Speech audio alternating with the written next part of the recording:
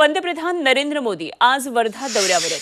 PM Vishwakarma योजनेच्या वर्षपूर्ती निमित्तानं आज पंतप्रधान वर्ध्यामध्ये येतात। हा कार्यक्रम वर्ध्यामध्ये होणार आहे। यावेळी पीएम विश्वकर्मा योजनेतल्या लाभार्थ्यांना प्रमाणपत्रांचं वाटप केलं जाणार आहे आणि अमरावतीच्या पीएम टेक्सटाईल पार्क, आचार्य चाणक्य कौशल्य विकास केंद्र योजना आणि पुण्यश्लोक अहिल्याबाई होळकर महिला स्टार्टअप योजनेचा शुभारंभ केला जाणार आहे।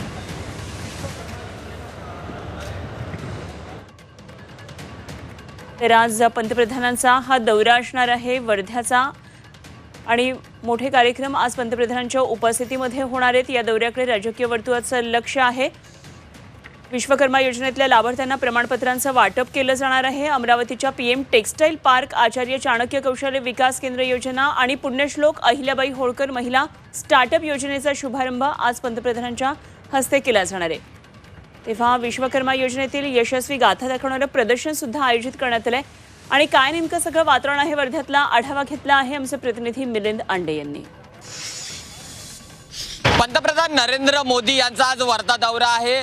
पीएम विश्वकर्मा योजनेचा एक वर्षपूर्तीचा सोहळा वर्ध्याच्या सॉलमी या मैदानावर होणार आहे। जवळपास मैदान 30 एकर हे मैदान आहे आणि या मैदानाचा समोर या ठिकाणी सभेकडे जाण्याचा मार्ग हा आहे। या ठिकाणी पोलिसांचा तगडा बंदोबस्त या ठिकाणी लावण्यात आलेला आहे।